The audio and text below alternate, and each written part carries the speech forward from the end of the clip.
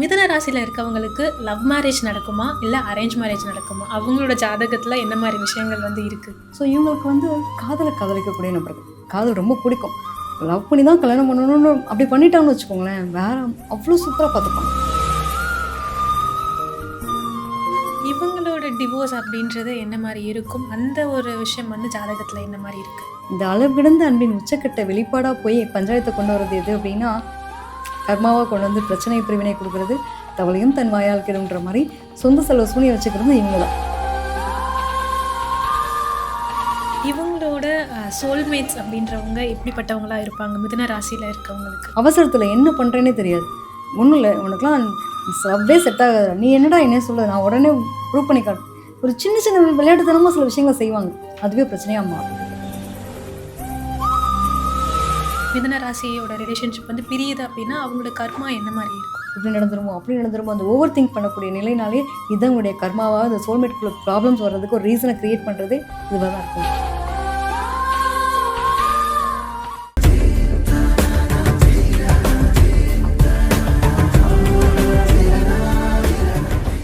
Focus ஆன்மீகம் நேர்களுக்கு வணக்கம். நான் திவ்யா ஸ்ரீனிவாசன். இன்னைக்கு என் கூட ஃபேமிலி கன்சல்டன்ட் அண்ட் நாடி காதல் ஜோதிடர் ஈஸ்வரி மேம் வந்திருக்காங்க. வணக்கம் மேம். வணக்கம்ப்பா. எப்படி இருக்கீங்க? நல்லா இருக்கேன்டா, நீங்கள் எப்படி இருக்கீங்க? நானும் சூப்பராக இருக்கேன் மேம். நிறைய பேர் இப்போ எல்லாரும் நான் லவ் பண்ணுறேன் ஆனால் வீட்டில் ஒத்துக்க மாட்டுறாங்க, எனக்கு லவ்வே இல்லை ஆனால் வீட்டில் லவ் பண்ணுறியா, எதையாவது பண்ணி தொலை, நான் கல்யாணம் பண்ணி வச்சிடுறேன், லைக் அப்படி ஒரு ஜோனில் இருக்காங்க. ஆனால் சில ராசிக்கு உண்மையாகவே லவ் மேரேஜ் நடக்குமா, அரேஞ்ச் மேரேஜ் தான் நடக்குமா அப்படின்றது காமனாக ஒரு டவுட் இருக்குல்ல மேம், அது ஜாதகத்தில் பார்த்து சொல்ல முடியுமா? நிச்சயமா. ஆல்ரெடி நிறைய விஷயங்கள் நம்ம காதலை பற்றி பேசியிருக்கோம். அதில் ரொம்ப யூனிக்காக சொல்லணும் அப்படின்னா, இன்றைக்கி நிலைமைக்கு பார்க்கும்போதுல நிறைய பேருக்கு இருக்கக்கூடிய ஒரு மிகப்பெரிய குழப்பம் என்ன அப்படின்னா, வெளியிலேருந்து பார்க்கும்போது இந்த காதல் அப்படின்னாலே எல்லாருக்கும் ஒரு தவறாக பார்க்கக்கூடிய ஒரு நிலை இருக்குது. ஃபஸ்ட்டு அதை பற்றின ஒரு விஷயங்கள் கொடுக்கணும் அப்படின்னு நினைக்கிறேன். அதாவது எல்லாருக்குமே அந்த அன்புன்ற ஒரு தேடல் இருக்குது. என்ன வேணால் ஆன் பண்ணுங்கள், என்ன வேணால், என்ன பெரிய ஆளாக வேணால் ஆகலாம், அந்த அன்புன்ற ஒரு விஷயத்தை பரிமாறிக்கிறதுக்கு ஒரு ஆள் இல்லைன்னா லைஃபே இல்லை. இன்றைக்கி நான் நிறைய பார்க்கக்கூடிய விஷயம் என்ன அப்படின்னா, ஒருத்தருக்கு எனக்கு அன்பு செலுத்துறதுக்கான ஆள் இல்லை, கம்யூனிகேட் பண்ண ஒரு ஆள் இல்லை, என்னை சாப்பிட்டியா, தூங்கிட்டியா, என்ன கஷ்டத்தில் இருக்க, இதுலேருந்து வெளியில் வர்றதுக்கு ஒரு பெரிய பிரச்சனை இல்லை அப்படின்னு சொல்கிறதுக்கு கூட எனக்கு ஆளுன்ற வருத்தம் நிறைய பேர் சொல்லக்கூடிய ஒரு நிலை. ஓகேவான்ற அந்த ஒரு வார்த்தை கேட்க எனக்கு ஆள் இல்லை அப்படின்ற. ஆமாம், எனக்கு இருக்கிற நிலைமை அதுதான். ஆனால் அதனுடைய மறுரூபம் ஒவ்வொருத்தரோட ஒவ்வொரு வார்த்தைகள் இல்லையா? இப்போ எப்படி நம்ம சாப்பிட்டியான்னு கேட்போம், இதே ஒவ்வொரு மொழியில் ஒவ்வொரு மாதிரி சொல்கிற மாதிரி தான். இதில் இங்கிலீஷில் அதுக்கு பேர் என்ன அப்படின்னா லவ்னு ஒரு பேர் வச்சுருக்காங்க. தமிழ்லேயும் தூய தமிழில் காதல். அந்த அன்பினுடைய ஒரு நூல இடைவெளின்னு சொல்லுவோம் இல்லையா, அந்த அன்பு தான். அது யார் மேலே எந்த அன்பில் வைக்கிறோம், எக்ஸ்ட்ரீமாக வைக்கக்கூடிய நிலை அப்படின்றது தான் அந்த காதல். இப்போ அம்மா பையனோட பாசன்றது, ஒரு பிணைப்புன்றது மிகப்பெரிய ஒரு விஷயம் இல்லையா? அந்த மாதிரி தான் இந்த காதல் எதிர்பாலனத்தின் மீது வரக்கூடிய ஒரு நிலைன்றது மட்டும் கொஞ்சம் வித்தியாசமாக தெரிகிறது. ஸோ அதை பற்றி ஒரு விஷயம் கண்டிப்பாக பேசி ஆகணும். இன்றைக்கி இருக்கக்கூடிய மக்களில் நம்ம பார்க்குறோம் அப்படின்னு ஒரு 10 கால் வருதுன்னா அதில் 9 கால் திருமணம் சார்ந்த விஷயங்கள் கேள்வியாக தான் இருக்காங்க. அந்த ஒரு காதலில் மாட்டிட்டாங்க, அதுலேருந்து வெளியில் வர்றது எப்படி, இன்றைக்கி இருக்கக்கூடிய மிகப்பெரிய பஞ்சாயத்தாகவும் இருக்குது பல பேரோட லைஃப்பில். ஏன்னா ஒரு சின்ன பிரச்சனை தான் ஒரு லைஃபாகவே டோட்டலாக சேஞ்ச் ஓவர் பண்ணிடும். அப்படி பார்க்கும்போது இன்றைக்கி நான் நிறைய பிள்ளைங்களுடைய லைஃப்பில் பார்க்குறேன், காதல்னு ஒரு விஷயத்தில் நிறைய லேக் ஆகுறாங்க. அவங்களுடைய ஜாதக ரீதியாக என்ன பிரச்சனைகள் இருக்குது, ஸோ ஃபஸ்ட்டு சொல்யூஷன் எங்கே கொடுக்கணும் அப்படின்னு ஆரம்பித்தேன்னா, இதுலேருந்து பிள்ளைங்களை மீட் எடுத்தாலே இப்போ அவங்களோட வாழ்க்கை சூப்பராக வாழ்வாங்கன்றது அதுக்கான ஒரு சூழ்நிலை தான் ஃபஸ்ட்டு இதை நான் சொல்லிக்க விரும்புகிறேன். மிதுன ராசியில் இருக்கவங்களுக்கு லவ் மேரேஜ் நடக்குமா இல்லை அரேஞ்ச் மேரேஜ் நடக்குமா? அவங்களோட ஜாதகத்தில் என்ன மாதிரி விஷயங்கள் இருக்குது? நிச்சயமாக மிதுனம் எடுத்துட்டோம்னாலே ரொம்ப தனித்துவமான ஒரு ராசிடா. அதாவது காலச்சக்கரத்துக்கு 3ஆம் பாவம் சொல்லக்கூடியது மிதுனம்.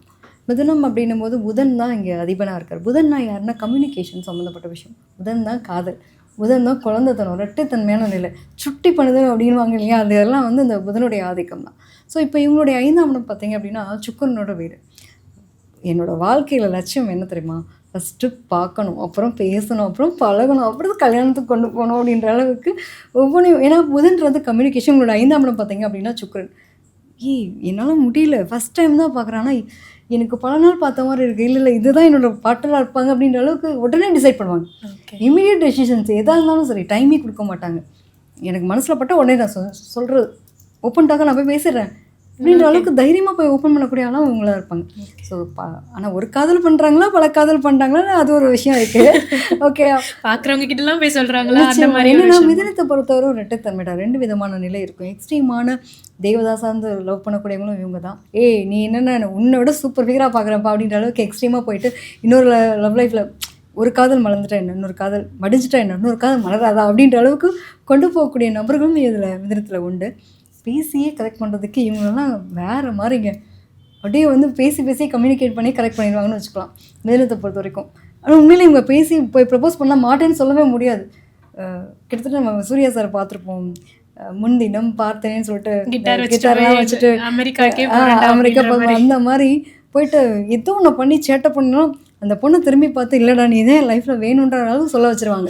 ஸோ இதெல்லாம் வந்து ரொம்ப அழகான ஒரு லவ் தான். மேக்ஸிமம் பார்த்தீங்கன்னா உங்களுக்குலாம் எந்த ஏஜில் வரும்னு பார்த்தீங்கன்னா ஒரு டீனேஜை கிராஸ் பண்ணுற ஒரு டைம் பீரியட் இருக்குல்ல, அந்த படிக்கும் போதெல்லாம் லவ் வந்துடும். அப்போ எப்படி நாங்கள் ப்ரொசீட் பண்ணி அதை அடுத்த கட்டமாக கொண்டு போகிறதுக்கு டைம் இருக்குல்ல. அதனால் நிறைய பேருக்கு காதல் தோல்வி ஒன்றுக்கு மேற்பட. நான்லாம் எப்படி இருக்க வேண்டியது தெரியுமா, எனக்கு ஸ்கூல் படிக்கும் போதே எனக்கு எங்கள் டீச்சர் மேலே லவ் இருந்துச்சு.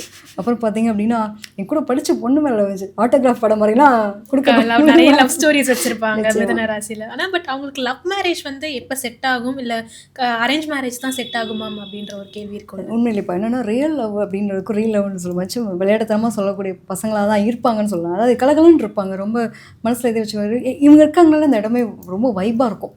அந்த மாதிரி இருக்கக்கூடிய நபர்கள் தான். ஸோ இவங்களுக்கு வந்து காதலிக்கக்கூடிய நபர்கள், காதல் ரொம்ப பிடிக்கும், லவ் பண்ணி தான் கல்யாணம் பண்ணணும்னு அப்படி பண்ணிட்டாங்கன்னு வச்சுக்கோங்களேன், வேறு அவ்வளோ சூப்பராக பார்த்துப்பாங்க. வேறு மாதிரி என்னோடய ஃபேமிலி, என்னோட லவ்வான விஷயங்கள் எல்லாமே பார்த்து பண்ணக்கூடிய நபர்களாக இருப்பாங்க. இதெல்லாம் வந்து செம்மையாக இருக்கும். மேக்ஸிமம் சப்போஸ் என்னோடய லவ் பிரேக்கப் ஆகி நான் வீட்டில் பார்த்து கல்யாணம் பண்ணிட்டேன் அப்படின்னா இப்போயே நான் ஒன்றும் உடஞ்சி போக மாட்டேன். ஓகே, கிட்டத்தட்ட நம்ம ராஜா ராணியில் வரக்கூடிய மூவியில் வர மாதிரி நம்ம நயன்தாரா மேம் என்ன பண்ணுவாங்க அப்படின்னா ஜெய் சாரை வந்து அவ்வளோ தூரம் லவ் பண்ணுவாங்க. அடுத்தப்புறம் அது இல்லைன்னு தெரிஞ்சோன்னே எவ்வளோ எக்ஸ்ட்ரீமாக போகிறவங்களும் அவங்க தான். அதுலேருந்து வெளியில் வந்து இன்னொரு லைஃப் நம்ம ஸ்டார்ட் பண்ணுவோன்னு அவங்க மனசை மாற்றி நிறைய விஷயங்கள் கிட்டத்தட்ட அதே மாதிரி தான் நம்ம மிதனத்தினுடைய காதலும். ஓகே மேம், இவங்களோட டிவோர்ஸ் அப்படின்றது என்ன மாதிரி இருக்கும், அந்த ஒரு விஷயம் வந்து ஜாதகத்தில் என்ன மாதிரி இருக்குது? நிச்சயமான என்னென்னா வார்த்தைகள்ன்றது ரொம்ப முக்கியம், புரிதல்ன்றது ரொம்ப முக்கியம். சரிங்களா? இவங்களை பொறுத்த வரைக்கும் பார்த்தீங்க, ஒரு ஆணாக இருக்கட்டும் பெண்ணாக இருக்கட்டும், பொய் சொன்னால் பிடிக்காது, ஏமாத்தினா பிடிக்காது. ஆனால் அதே சமயத்தில் அந்த வேலையை நான் செய்யாமல் இருக்கேன்னா என்னை சுற்றி இருக்கவங்க செய்யாமல் இருக்காங்களா, இதை ரொம்ப எக்ஸ்பெக்ட் பண்ணுவாங்க. எதிர்பார்ப்புகளாலே பஞ்சாயத்து வரும். இவங்க என்னென்னா ரொம்ப பொசசிவ் ஃபீல் உள்ளவங்கடா. மேக்ஸிமம் வந்து மிதனத்தை பொறுத்த வரைக்கும் பார்த்தீங்க அப்படின்னா இந்த கடிவாளம் கட்டின குதிரை தான் அன்பு, எனக்கான அன்பு, என்னை மட்டுமே கவனி, நீ வேறு யார்கிட்டையும் பேசக்கூடாது. உன்னோட இன்ஸ்டாகிராம் பார்த்தேன், அதையே நீ போய் ஹார்ட் போட்டிருக்க, அவங்களுக்கே லைக் பண்ணியிருக்க, இப்படி சின்ன சின்ன விஷயங்கள்லாம் போய் பார்த்தீங்க அப்படின்னா ரொம்ப கவனிப்பாங்க. அந்த அன்பு வந்து எனக்கு மட்டுமே கிடைக்கணும்னு அந்த பொசசிவ் ஃபீல்டில் போவாங்க. ஸோ மேக்ஸிமம் இவங்களோட கர்மா எங்கே வேலை செய்யும் அப்படின்னா, இந்த அளவு கிடந்த அன்பின் உச்சக்கட்ட வெளிப்பாடாக போய் பஞ்சாயத்தை கொண்டு வரது எது அப்படின்னா கர்மாவாக கொண்டு வந்து பிரச்சனை பிரிவினை கொடுக்குறது, தவளையும் தன் வாயால் கெடுன்ற மாதிரி சொந்த செலவு சூனியை வச்சுக்கிறது இவங்க தான், வேறு யாருமே கிடையாது. சும்மா இருந்தாலே அது நல்லா இருந்திருக்கும். என்ன பண்ணுவாங்க அப்படின்னா அந்த அன்பை நான் வெளிப்படுத்துகிறேன், எங்கே பாரு நான் உன்னை எவ்வளோ லவ் பண்ணுறது தெரியுமா, போய் சொல்லி காட்டு ஒரு விஷயத்த வந்து இன்னுமே ரொம்ப ஆழமாக போகிறது. கிட்டத்தட்ட ஒரு பைத்தியக்காரத்தனமான லவ்வாக இருக்குன்னு வச்சுக்கோங்களேன், சொல்லவே முடியாது. ஆனால் உண்மையிலேயே அவங்களுடைய லவ் வந்து ஆழமான காதல். அதை வெளிப்படுத்துகிற விதம் அவங்களுக்கு தெரியல, அதை புரிய வைக்கிறதுக்கான முயற்சி எடுக்கிறேன்ற பேரில் சொல்லுவாங்களே, நான் எங்கேயோ போய் ஏதோ ஒரு இடத்துல லேக் ஆகி எப்படியோ வந்துட்டேன்னு, இந்த மாதிரியான விஷயங்களை போய் லேக் ஆகலாம். இவங்களுடைய 6ஆம் இடம் எடுத்துட்டீங்க அப்படின்னா விருச்சிக வீடு. மேக்ஸிமம் இவங்களுடைய வாழ்க்கையில் தேர்ட் பர்சன்ஸ் யாரையும் இன்வால்வ் பண்ணக்கூடாது. லவ் லைஃப்பில் வந்து பார்த்திங்க அப்படின்னா அது ஒரு விஷயம். இன்னொன்று, முடிஞ்சு போனதை பற்றி அதிகமாக பேசி சண்டை போடக்கூடிய ஒரு நிலை. அன்றைக்கி நீ இப்படி சொன்னல, அதனால தான் நான் இப்படி நடந்துச்சு, முடிஞ்சு போனதை எடுத்து பேசுவாங்க. அப்போ இவங்க ரொம்ப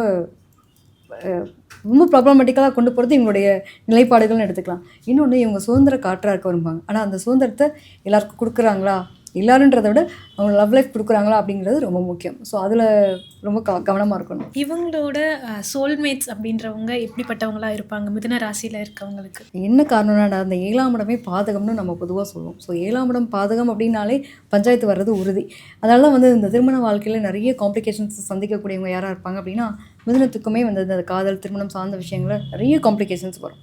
ஸோ அப்படி சோல்மேட் அப்படின்ற ஒரு உறவு, நான் எந்த உறவு நம்பணும் அந்த உறவு எனக்கு கரெக்டான உறவாக இல்லை. நிறைய பேர் வந்து பார்த்திங்கன்னா தப்பான உறவை கரெக்டான உறவை நினச்சி சூஸ் பண்ணக்கூடிய தன்மை. அவசரத்தில் என்ன பண்ணுறேன்னே தெரியாது. ஒன்றும் இல்லை, உனக்குலாம் லவ்வே செட் ஆகாது, நீ என்னடா என்ன சொல்ல, நான் உடனே ப்ரூவ் பண்ணி காட்டு, ஒரு சின்ன சின்ன விளையாட்டுத்தனமாக சில விஷயங்களை செய்வாங்க. அதுவே பிரச்சனையாக மாறும். மேக்ஸிமம் வந்து இந்த சோல்மேட் அப்படிங்கிற விஷயத்தில் கனெக்ட் ஆகி அதுக்கு ஒரு கண்டினியூட்டியாக கொண்டு போகிறதுக்கான ரீசன் என்னவாக இருக்குது அப்படின்னா, அவங்களுக்கு அந்த தசாபதிகள் சப்போர்ட் பண்ணுச்சு அப்படின்னா என்ன பிரச்சனை இருந்தாலும் சமாளிச்சிருவாங்க. இல்லைன்ற பட்சத்தில் தான் அது டிவோர்ஸ் வரைக்கும் கொண்டு போகும். ஓகே. ஒன்றுமே இல்லை, எங்களுக்கு என்னென்னா அந்த புரிதல், அப்ரிஷியேஷன், எதிர்பார்ப்புகள், ஆசை அபிலாசைன்றதை வெளிப்படுத்தக்கூடிய விதம் இங்கே தான் லேக் ஆவாங்க, வேறு எதுவுமே கிடையாது. இவங்களோட கர்மா அப்படின்றது அந்த பிரிவில் வந்து என்ன மாதிரி மேம் இருக்கும்? ஒரு ரிலேஷன்ஷிப்பில் மிதுன ராசியோட ரிலேஷன்ஷிப் வந்து பிரியுது அப்படின்னா அவங்களோட கர்மா என்ன மாதிரி இருக்கும்? அதான் இவங்களுடைய 6, 8, 12 அப்படின்னு பார்க்கும்போது பார்த்தீங்கன்னா ஒன்றுமே இல்லை, வார்த்தைகள் தான். ஸோ மேக்ஸிமம் வந்து இவங்களுடைய லைஃப்பில் இன்னொருத்தவங்களோட அதிக நேரம் ஸ்பெண்ட் பண்ணுறது, மொபைல் செக் பண்ணுறது, சின்ன சின்ன விஷயங்களை நீ இதை பண்ணாத, ரூல்ஸ் அண்ட் ரெகுலேஷன்ஸ் போடுறது, இதெல்லாம் அவங்களுக்கு இதுதான் வினையே, இதுதான் கர்மாவாகவே கன்வெர்ட் ஆகும். அவங்க வந்து உண்மையாக இருக்கணுன்ற, இவங்க உண்மையாக இருக்கேன்ற பேரில் இவங்க நிறைய விஷயங்கள் வெளியில் பார்க்குறாங்க. ஸோ இது நமக்கு நம்ம லைஃப்பில் நடந்துருமோ பயம், அளவு கடந்த அன்பின் வெளிப்பாடு எப்படி சந்தேகமோ அது மாதிரி வெளியே பார்க்கக்கூடிய சூழ்நிலை நம்மளோட லைஃப்பில் அப்ளை பண்ணிகிட்டே இருப்பாங்க. இப்படி நடந்துருமோ அப்படி நடந்துருமோ அந்த ஓவர் திங்க் பண்ணக்கூடிய நிலைனாலே இதுதான் உங்களுடைய கர்மாவாக அந்த சோல்மேட்குள்ளே ப்ராப்ளம்ஸ் வர்றதுக்கு ஒரு ரீசனை க்ரியேட் பண்ணுறதே இதுவாக தான் இருக்க முடியும். இவங்க கொஞ்சம் வந்து அவங்களோட வாயை கண்ட்ரோல் பண்ணாலே அந்த ரிலேஷன்ஷிப் அழகாக இருக்கும் அப்படின்றத தான் சொல்லியிருக்கீங்க மேம். கண்டிப்பாக மிதுன ராசியில் இருக்கவங்க கொஞ்சம் அந்த டவுட்டு, அந்த எசிடேஷன்ஸ்லாம் அந்த பார்ட்னர் கிட்ட காட்டாமல் இருந்தாலே அந்த ரிலேஷன்ஷிப் அழகாக சூப்பராக இருக்கும். கண்டிப்பாக மேம். இவங்கள மாதிரி லவ் பண்ணவும் முடியாது, இவங்கள மாதிரி பஞ்சாயத்துக்கு சந்திக்கவும் முடியாதுன்ற மாதிரி 2 எக்ஸ்ட்ரீமான நபராகவும் இரட்டைத்தன்மை இருக்கக்கூடிய நிலை தான். அது மாதிரி தான் எக்ஸ்ட்ரீமான ஒரு நிலையை ரொம்ப புலம்பரவும் இவங்க தான் இருப்பாங்க. ரொம்ப ரொம்ப அழகாக இவங்கள பார்த்து இம்ப்ரெஸ் பண்ணுற மாதிரி பேசியே மைக்கிட்டா அந்த மாதிரி இருப்பாங்க. Okay ma'am. Thank you ma'am. Thank you.